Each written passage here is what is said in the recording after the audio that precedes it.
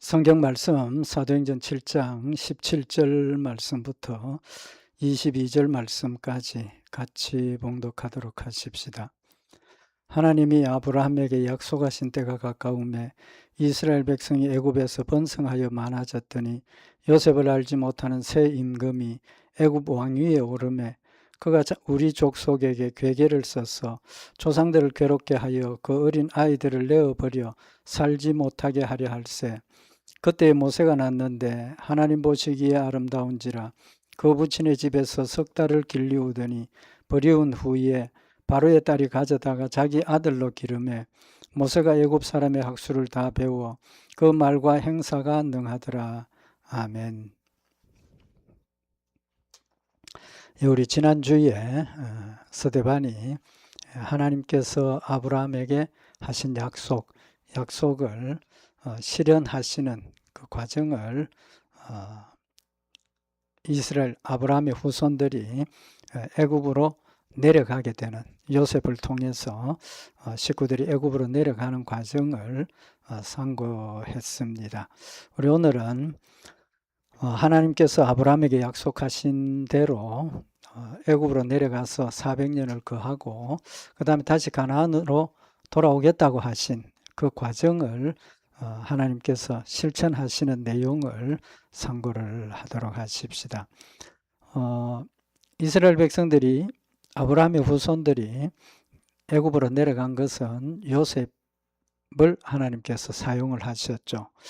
애굽으로 내려갔던 이스라엘 백성들을 가나안 땅으로 데려가시는 일에는 모세를 사용을 하십니다. 그래서 오늘 여기 17절 이후에 모세가 출생하고 또 성장하고 이스라엘 백성들을 이끌어내는 이제 그런 과정을 소개를 하고 있습니다. 지난 시간에 말씀 상고했던 것처럼 요셉이 애굽으로 내려가고 이스라엘 식구들을 애굽으로 초청해서 데려간 것도 하나님의 약속을 실현하시는 하나님의 신실하심을 우리에게 증거를 했는데 역시 모세를 통해서 애굽에 있던 이스라엘 백성들을 가나안 땅으로 이끌어 가시는 것도 신실하신 하나님이심을 다시 한번 증거하는 그런 내용입니다. 오늘 여기 17절에 보면 하나님이 아브라함에게 약속하신 때가 가까움에 이스라엘 백성이 애굽에서 번성하여 많아졌더니 하나님께서 아브라함에게 약속하신 때가 뭡니까? 하나님께서 아브라함에게 너희가 애굽으로 내려가서 다른 곳으로 가서 400년 동안 살다가 다시 돌아올 거다. 창세기 15장 13절에 보면 여호와께서 아브라함에게 이르시되 너는 정령이 알라 내 자손이 이방에서 객이 되어 그들을 섬기겠고 그들은 400년 동안 내 자손을 괴롭게 하리니 하나님께서 약속하신 그 약속의 말씀 그 때가 가까웠다는 거죠. 400년이 이제 가까워졌다는 거죠. 그 애굽을 떠날 그런 때가 가까우니까 무슨 일이 일어났습니까? 이스라엘 백성이 애굽에서 번성하여 많아졌더니 그랬습니다. 이스라엘 백성들이 이제는 하나님께서 약속하신 일들을 실천하기에 합당하도록 애굽에서 번성하고 많아졌다라고 기록을 하고 있습니다. 그래서 하나님께서 약속을 실현하시는 신실하신 하나님이심을 다시 한 번 더 확인을 시키고 있는 거죠. 그래서 하나님께서 아브라함에게 약속하신 그 400년이 다 되었는데 출애굽기 2장 24절에 보면 하나님이 그 고통 소리를 들으시고 아브라함과 이삭과 야곱에게 세운 그 언약을 기억하사 이스라엘 자손을 권념하셨더라. 아브라함에게 약속하신 때가 가까워 와서 이스라엘 백성들의 숫자가 엄청나게 많이 번성하게 되니까 우리가 알고 있는 것처럼 애굽 사람들이 이스라엘 백성들을 핍박을 시작을 하죠. 핍박을 시작을 합니다. 요셉이 애굽으로 갈 때 몇 명이 갔습니까? 70명이 갔습니다. 그죠? 창세기 46장 26절에 야곱과 함께 애굽에 이른 자는 야곱의 자부 외에 66명이니 이는 다 야곱의 몸에서 나온 자며 그러니까 하나님께서 약속하신 아브라함의 후손, 약속의 후손들만 내려간 겁니다. 그래서 66명이 야곱의 몸에서 나온 자, 약속의 식구들 66명이 내려갔는데 왜 70명이라 하느냐 하면 그때 애굽에 누가 있었습니까? 요셉을 하나님께서 먼저 보내셔서 요셉이 거기에 있었죠. 그래서 요셉이 거기서 결혼을 하고 아들 2명을 낳았습니다.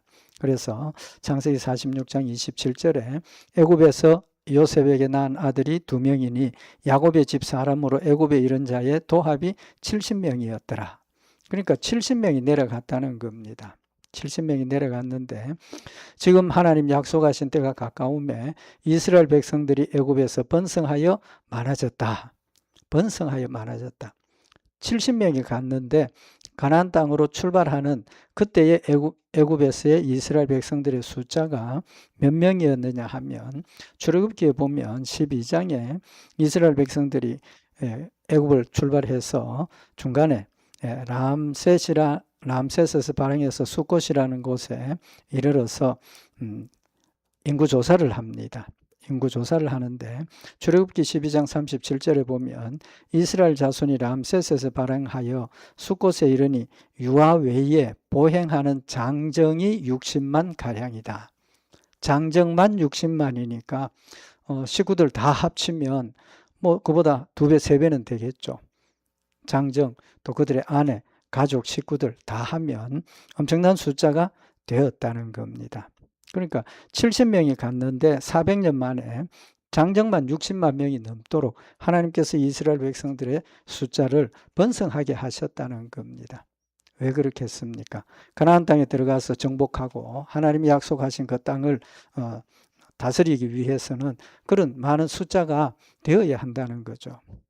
아마 우리가 생각할 때 계산적으로 자연 발생적으로는 불가능한 숫자의 정식이었다고 볼 수가 있을 겁니다.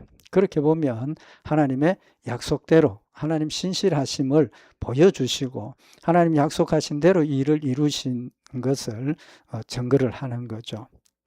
그 다음에 이제 장정이 많아졌는데 그 식구들이 많아졌는데 어떤 일이 벌어졌느냐 하면 여기 18절에 보면 요셉을 알지 못하는 새 임금이 애국 왕위에 오르매 요셉을 알지 못하는 사람이 왕이 되었다는 겁니다. 이 말이 굉장히 중요하죠.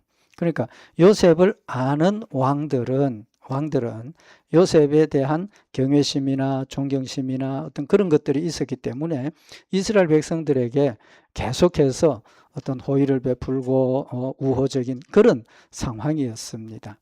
근데 요셉을 모르는 왕이 등극을 한 거죠. 왕이 된 겁니다. 그래서 그들이 이스라엘 백성들에 대해서 어떤 생각을 합니까? 우호적인 또 서로 교제하고 교통하는 좋은 마음은 사라져버리고 현실적인 문제를 생각을 하게 되는 겁니다. 왜 그렇습니까? 자신들이 그들을 인정하고 또 좋게 생각을 안 하니까 이스라엘 백성들도 당연히 우리를 그렇게 생각할 거다. 이제 그런 생각을 하게 되는 거죠.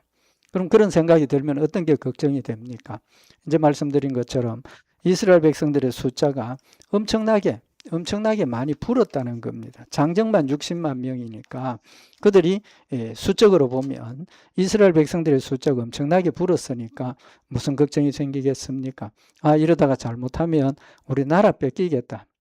주권을 뺏기겠다. 그런 걱정을 하게 되는 거죠. 그래서 출애굽기 1장 7절에 보면 이스라엘 자손은 생육이 중다하고 번식하고 창성하고 심히 강대하여 온 땅에 가득하게 되었더라.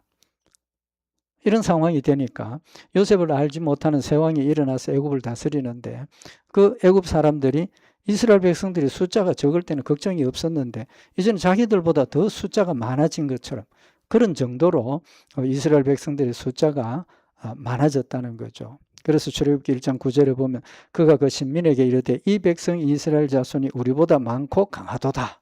왕이 보니까 이스라엘 백성들하고 자기 나라 백성들하고 볼 때 이스라엘 백성들의 숫자도 많고 강하다. 이제 그러니까 어떤 걱정이 생깁니까?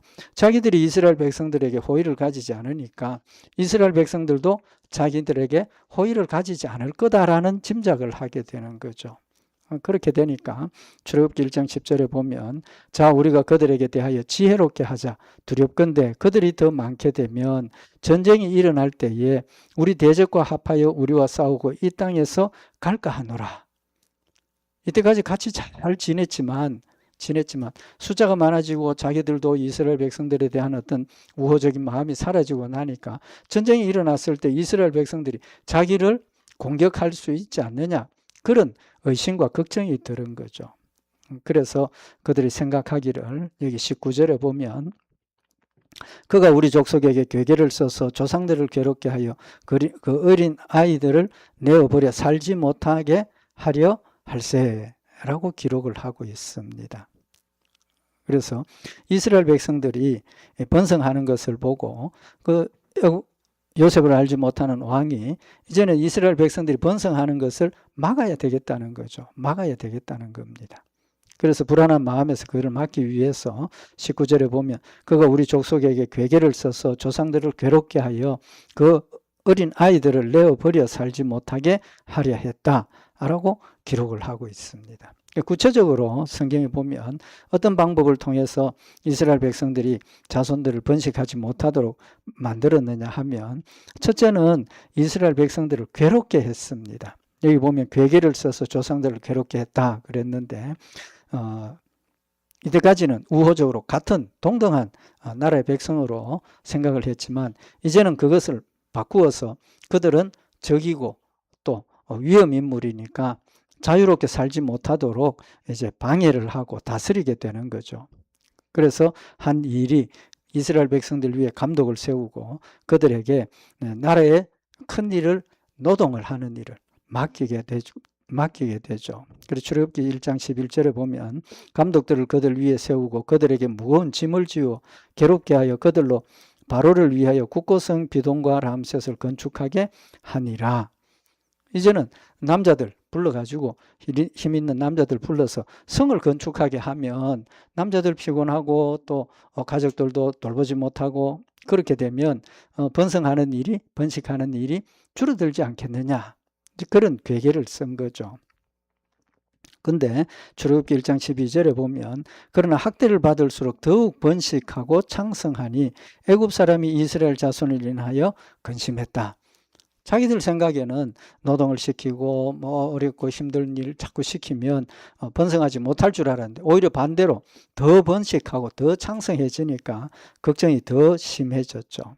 그래서 출애굽기 1장 13절에 보면 이스라엘 자손의 역사를 엄하게 하여 고역으로 그들의 생활을 괴롭게 하니 곧 헐 이기기와 벽돌 굽기와 농사의 여러 가지 일이라 그 시키는 역사가 다 엄하였더라. 이스라엘 백성들이 막노동을 시키는 거죠. 막노동을 시키는 겁니다. 그래서 모세가 와서 이제 이스라엘 백성들 내보내라 하니까 어떻게 합니까? 전에는 벽돌 이런 거 쌓는 일에 재료를 줬는데 너희들 이거 좀 자유롭게 생각을 하니까 너희들이 또 엉뚱한 요구를 하는구나. 그럼 벽돌 주지 말고 이제 직접 벽돌 구워서 성을 짓도록 하라. 더 엄청난 그런 괴로움, 고통을 주었죠. 그럼에도 불구하고 번성하니까 그보다 더 악랄한 무서운 공격을 하게 되죠. 뭐라고 그랬습니까? 조상들을 괴롭게 하여 그 어린 아이를 내어버려 살지 못하게 하려 할세. 이제는 막노동 시켜가지고 막을 수가 없으니까 어린아이 낳으면 버리라는 겁니다. 또 죽이라는 겁니다. 얼마나 무서운 사탄의 방해와 공격인가 하는 것을 우리에게 명확하게 증거로 보여주는 거죠. 지금도 사탄은 우리 성도들을 넘어뜨리기 위해서 이렇게 무리하고 아주 어렵고 힘든 공격, 우리가 감당하기 힘든 공격들을 아주 처절하게 하고 있다는 사실을 보여주고 있는 겁니다. 그러면 어린 아이들을 버리라 하는 그런 학대 과정을 보여주고 있는데 출애굽기 1장 15절에 보면 애굽 왕이 히브리 산파 시브라라 하는 자와 부하라 하는 자에게 일러. 산파는 출산하는 일 돕는 사람이죠. 히브리 산파 시브라와 부하를 불러서 가로되 너희는 히브리 여인을 위하여 조산할 때에 살펴서 남자여든 죽이고 여자여든 그는 살게 두라. 명령을 합니다. 이건 은밀하게 산파를 불러서 너희들이 출산할 때 도울 때 낳는 아이가 남자면 죽이라는 것, 여자면 살려두라는 것. 엄청나게 무서운 지령을 내리고 공격을 하는 거죠. 근데 히브리 산파들이니까 왕의 이야기를 명령을 들었습니까? 안 들었습니까? 안 들었죠. 안 들었습니다. 그래서 산파들이 하나님을 두려워하여 애굽 왕의 명을 어기고 남자를 살린지라 그렇게 되어진 거죠. 그래서 왕이 가만 보니까 이거 이상하다는 거죠. 그래서 산파들을 불러서 너가 왜 그랬느냐? 왜 내 명령을 안 들었느냐? 그때 산파들이 뭐라고 그럽니까? 우리 가나안 여인들 굉장히 건강하고 그래서 우리가 가기 전에 이미 다 출산을 했습니다. 참 하나님께서 지혜를 주셔서 넘어갈 수 있도록 넘어가게 만들어 주신 거죠. 그러니까 이런 방법이 안 되니까 너무나 무서운 더 엄청난 학대를 시작을 합니다. 은밀하게 산파에게 명령을 내렸던 바로가 출애굽기 1장 22절에 보면 그러므로 바로가 그 모든 신민에게 명하여 가로되 남자가 나거든 너희는 그를 하수에 던지고 여자여든 살리라 라고 공개적으로 명령을 하는 겁니다. 엄청나게 참 비인간적이고 비인격적인 그런 무서운 명령을 하게 되는 거죠. 그만큼 그들이 이스라엘 백성들이 창성하고 번성하는 것을 두려워했고 또 막으려고 했고 또 그것은 영적으로 사탄이 하나님께서 아브라함에게 약속하신 그 약속을 실현하지 못하도록 실천되지 않도록 방해하는 사탄의 공작인 것을 우리에게 보여주는 거죠. 그렇지만 하나님은 어떻게 하셨습니까? 산파들에게 지혜를 주셨고 또 남자아이를 죽이라고 명령을 했지만 하나님께서는 그런 사탄의 공격을 막아내시고 하나님의 뜻을 이루셨다는 겁니다. 하나님 약속하신 대로 이루셨다는 거죠. 하나님의 전능하심과 또 하나님의 신실하심을 우리에게 보여주는 겁니다. 근데 오늘 여기 본문 말씀에 그때에 무슨 때입니까? 하나님이 약속하신 때가 가까웠고 하나님의 약속하신 때가 가까웠으니까 그것이 실현되기를 시작하려고 할 때 사탄이 막 공격하고 엄청난 공격을 했던 그때에 누가 납니까? 모세가 났는데 출애굽기 7장 20절에 그때 모세가 났는데 하나님 보시기에 아름다운지라 그때 하나님이 약속하신 때가 되니까 모세가 났다. 그럼 모세는 누굽니까? 하나님의 뜻을 이루는 사명자로 보내셨다는 거죠. 하나님이 작정하시고 하나님이 계획하시고 하나님께서 실천하시는 일에는 반드시 쓰임받는 사람이 있다는 겁니다. 쓰임받는 사람이 있다는 거죠. 하나님께서 여러분과 저를 택하시고 또 이 시대를 살아가게 하신 것은 하나님의 때가 되었을 때 모세를 보내신 것처럼 이때에 우리도 하나님의 사명을 감당하고 하나님의 뜻을 이루도록 여러분과 저를 보내셨다는 의미도 우리가 한번 생각해 볼 수 있다는 거죠. 우리도 같은 사명자라는 거죠. 근데 그 모세가 났는데 어떤 사람입니까? 하나님 보시기에 아름다운지라 그 부친의 집에서 석 달을 길리우니 모세가 났는데 하나님 보시기에 아름답다. 무슨 뜻입니까? 하나님께서 보내신 일꾼, 하나님이 이를 통해서 하나님의 일을 성취하기 위해서 보내신 자니까 당연히 하나님 보시기에 아름다운 자죠. 그의 마음속에 있는 믿음, 또 앞으로 그가 할 일들, 앞으로 그가 하나님의 일을 감당할 그런 일들을 볼 때 하나님 보시기에 아름다운 자였다라는 사실을 밝히고 있는 겁니다. 지금 모세가 태어난 때가 어떤 때입니까? 극심한 공격과 어떤 방해와 위협이 있는 그런 아주 위험한 시점에 태어났지만 하나님 보시기에 아름다운 그를 하나님께서 지키시고 보호하셨다는 거죠. 이제 우리가 상고를 했던 것처럼 이스라엘 백성들이 육신적인 세상적인 그런 관점에서 보면 너무나 절망적인 상황입니다. 희망도 없고 또 어떤 기대도 가질 수 없는 남자아이들 다 죽이라 하면 씨가 마르는 그런 상황이 아닙니까? 그런 절박하고 절망적인 그런 상황에 하나님께서 모세가 태어나게 하셨다는 겁니다. 그것은 무엇입니까? 하나님은 적절한 때에 하나님의 일을 이루시기 위해서 치밀하고 또 정확하게 일을 진행하시고 일을 준비하시고 실천하시는 하나님이시라는 사실을 우리에게 교훈을 하고 있는 겁니다. 그래서 우리가 살아가면서 신앙생활하면서 우리도 어떤 상황에서 정말 이스라엘 백성들이 당했던 그런 것과 같은 정말 절망적이고 희망이 없는 낙심할 만한 그런 상황이 우리에게 있을 수 있고 또 있습니다.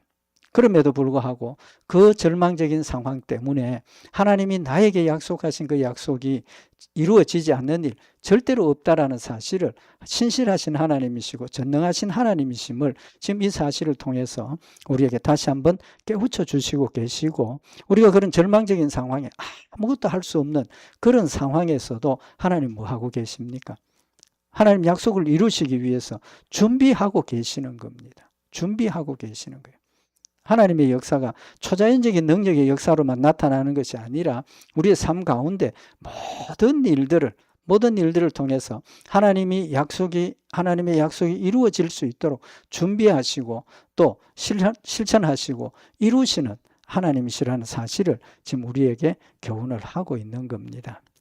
그래서 하나님께서 이스라엘 백성들이 40년 동안 광야에서 생활하게 하신 것도 하나님께서 그들의 믿음을 굳게 하시고 그들을 연단하시고 하나님 약속하신 일들을 이루시기 위해서 연단하신 훈련의 기간이었다는 것을 밝히고 있죠. 신명기 8장 2절에 보면 내 하나님 여호와께서 이 40년 동안에 너로 광야의 길을 걷게 하신 것을 기억하라.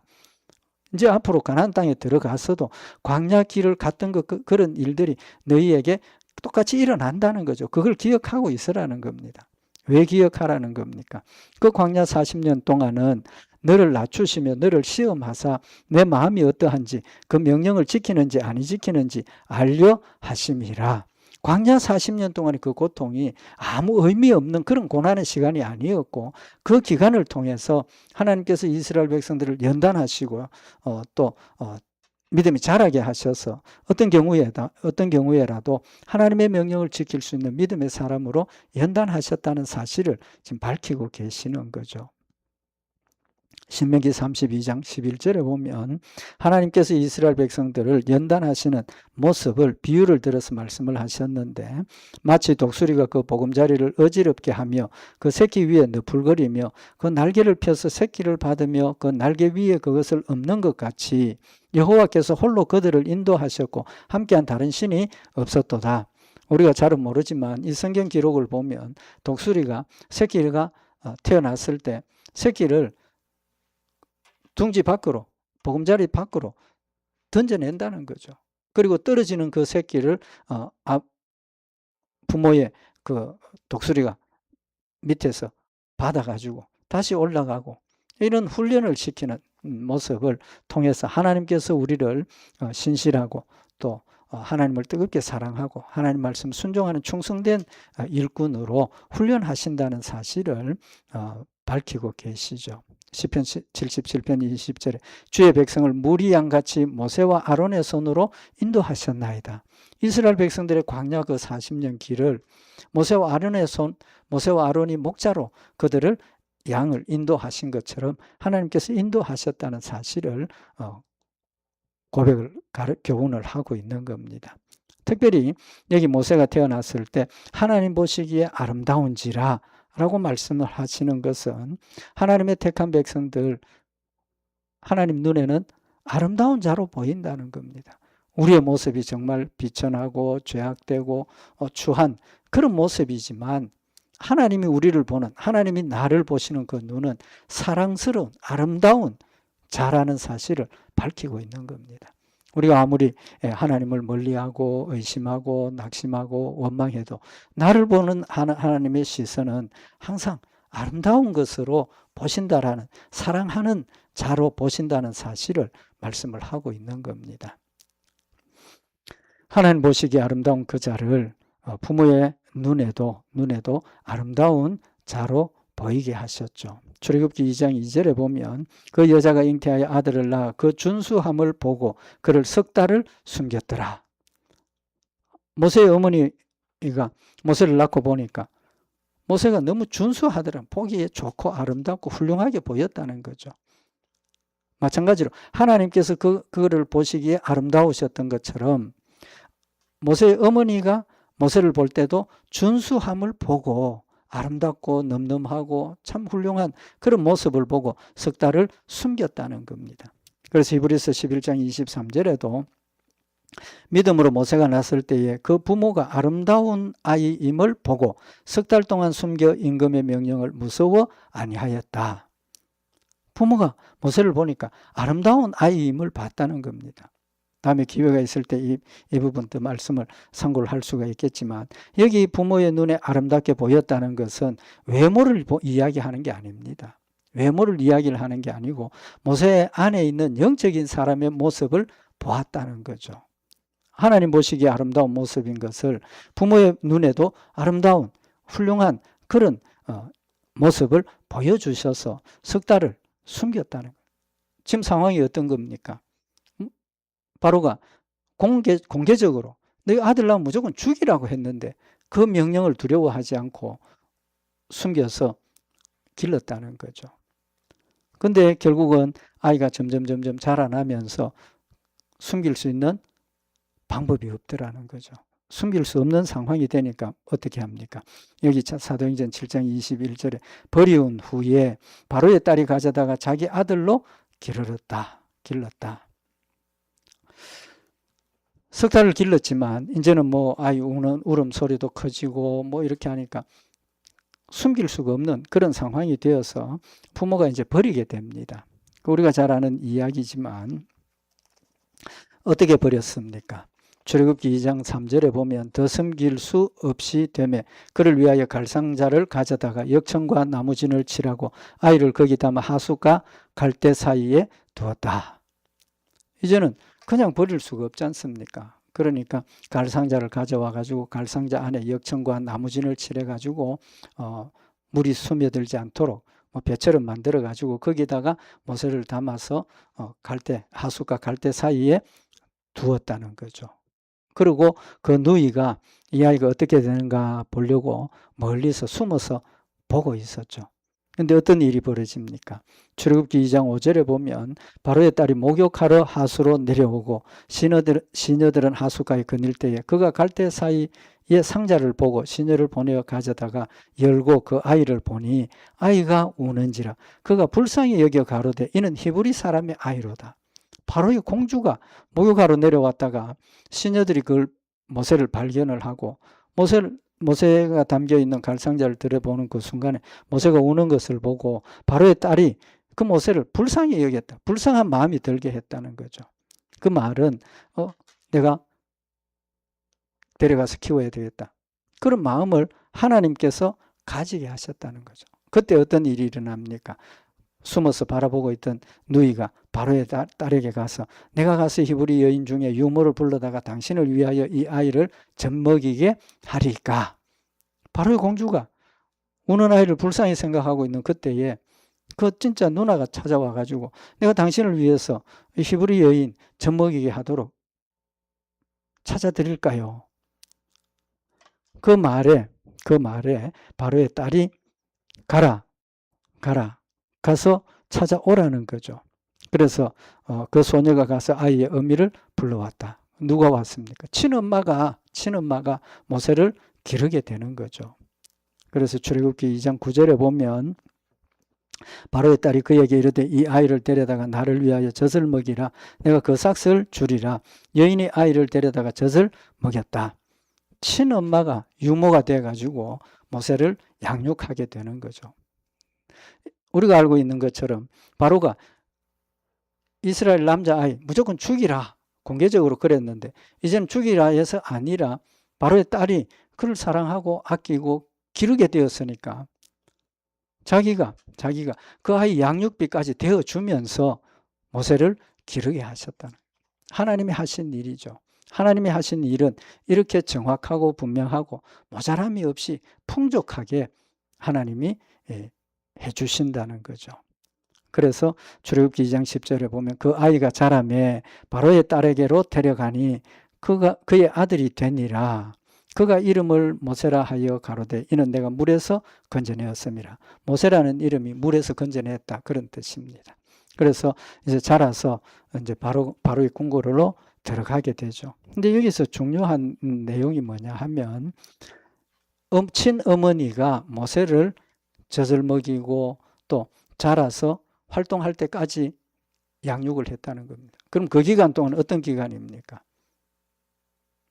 모세를 이스라엘 사람의 정신을 가진, 하나님을 믿는 믿음을 가진 그런 아이로 교육을 한 거죠. 교육을 한 거죠. 그래서 그 교육의 효과가 어떻게 나타납니까? 모세의 마음속에 하나님께서 나를 통해서 이스라엘 백성들을 구원하시리라.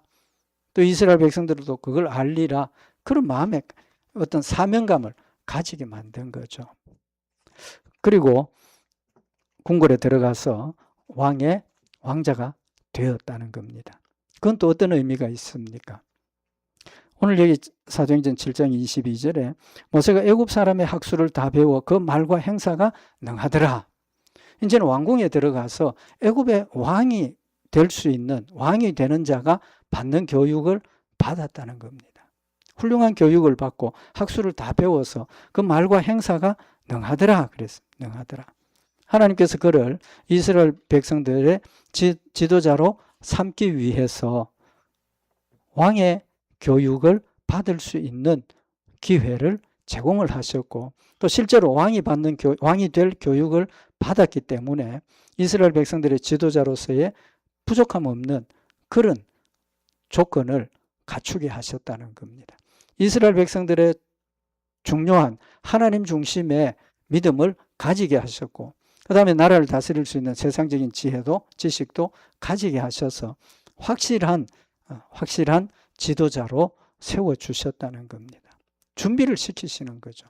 하나님께서 모세에게 무작정 이스라엘 백성들을 이끌고 가라 그렇게 하신 것이 아니고 이미 하나님께서 그가 태어날 때부터 자랄 때까지 하나님께서 이스라엘 백성들이 가지는 믿음과 하나님에 대한 열심과 하나님의 말씀을 잘 친어머니를 통해서 배우고 마음에 새기게 하시고 그 다음에 이제 나라를 다스리는 실질적인 왕이 가져야 할 그런 지식과 지혜를 가지게 하셔서 하나님께서 훈련시키시는 그런 모습을 볼 수가 있는 거죠.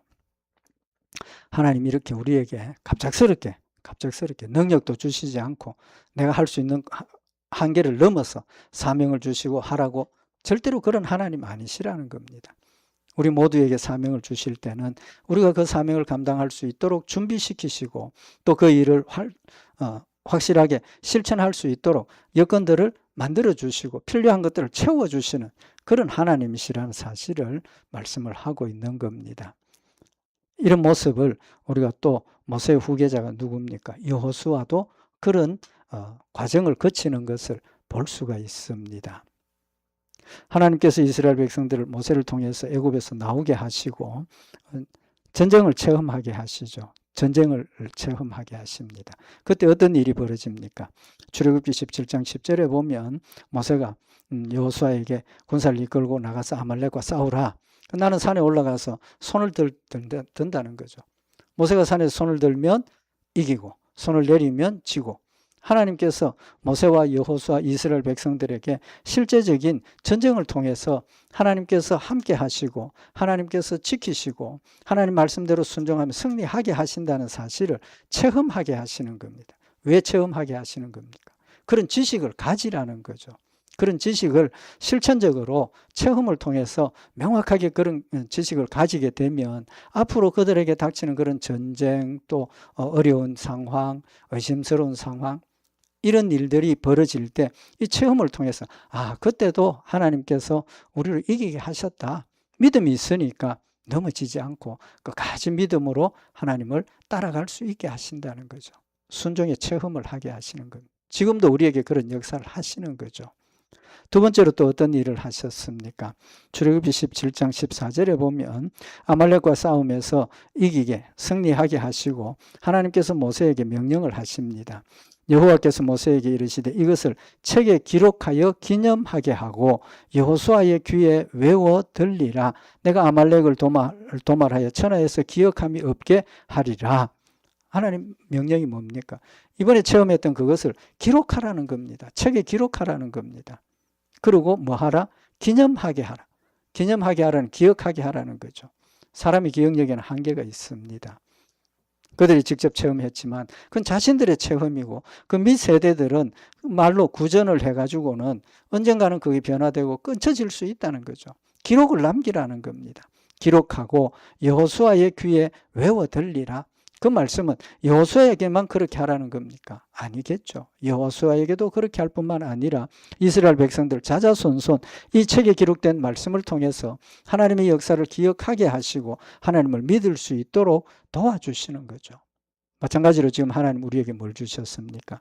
기록하신 말씀, 성경 말씀을 우리에게 주셔서 이 성경 말씀의 기록을 통해서 지금 우리가 상고하고 있는 것처럼 모세의 그런 역사, 여호수아의 역사, 아브라함의 역사, 하나님께서 이 말씀을 통해서 우리에게 가르쳐 주시고 영적인 믿음을 가지게 하시는 거죠. 모세가 시내산에 올라갈 때 혼자 올라갔습니까? 아닙니다. 출애굽기 24장 13절에 보면 모세가 그 종자 여호수아와 함께 일어나 하나님의 산으로 올라가며, 모세만 혼자 올라간 게 아니고 하나님께서 여호수아와 함께 올라오라 하셨습니다. 함께 올라갔어요. 그건 뭘 말합니까? 여호수아에게 영적인 체험을, 모세에게 주시는 그 일을 함께 체험하게 하셔서 영적으로 하나님의 존재를 더 확실하게 믿게 하시고 더 분명하게 하나님을 만나게 하시는 그런 영적인 체험을 하게 하시는 겁니다. 무엇 때문입니까? 믿음으로 지도자의 역할을 확실하게 감당할 수 있도록 준비시키는 거죠. 출애굽기 33장 11절에 보면 사람이 그 친구와 이야기함 같이 여호와께서는 모세와 대면하여 말씀하시며 모세는 진으로 돌아오나 그 수종자 눈의 아들 청년 여호수아는 회막을 떠나지 아니하니라. 오늘 이 표현을 보면 하나님께서 모세와 이야기하실 때 여호수아도 같이 있었다는 걸 우리가 짐작할 수 있지 않습니까? 하나님께서 모세와 대면해서 말씀하시고 모세는 진으로 돌아왔지만 눈의 아들 청년 여호수아는 회막을 떠나지 않았다. 그것은 하나님께서 모세에게 말씀하실 때 여호수아도 함께 있었다는 걸 우리가 짐작하게 하는 거죠. 시내산에 함께 불러 올리신 하나님 회막에서 말씀하실 때 여호수아 역시 같이 듣도록 준비시키시고 훈련시키시고 또 하나님의 일을 감당할 수 있는 능력을 더하여 주신 하나님이시라는 사실을 우리에게 분명히 교훈을 하고 있는 말씀인 겁니다. 신실하신 하나님이십니다. 우리의 신앙을 영적인 체험 또 말씀을 통해서 또 우리의 순종을 통해서 하나님께서 우리를 사랑하시고 우리를 준비시키시는 하나님이심을 다시 한번 마음에 새기고 여호수아에게 모세에게 하셨던 일 지금 똑같이 여러분과 저에게 하나님 역사하고 계신다는 것 다시 한번 깨우쳐서 내 삶 가운데서 하나님의 일은 체험하게 하시고 또 기억하게 하시고 또 순종하게 하시는 이런 하나님의 개입하시는 역사를 우리가 느끼고 깨닫고 지금도 또 앞으로도 절대로 우리 혼자 버려두시지 않고 우리에게만 맡겨두시는 하나님 아니라는 것 마음에 새겨서 내가 하는 모든 일에 함께 하시는 하나님을 느끼고 깨닫고 믿음으로 순종하고 하나님 맡겨주신 일들을 잘 감당하는 충성된 우리 성도들과 교회가 되기를 바랍니다. 기도드리십시다.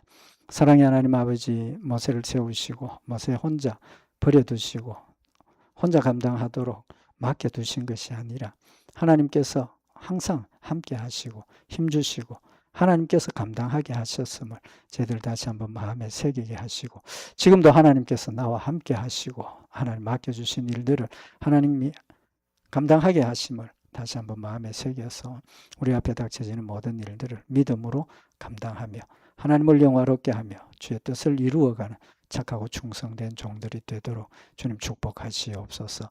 늘 함께 하시고 성립케 하실 줄 믿고 감사드리오며 우리 주 예수 그리스도의 이름으로 기도드리옵나이다. 아멘.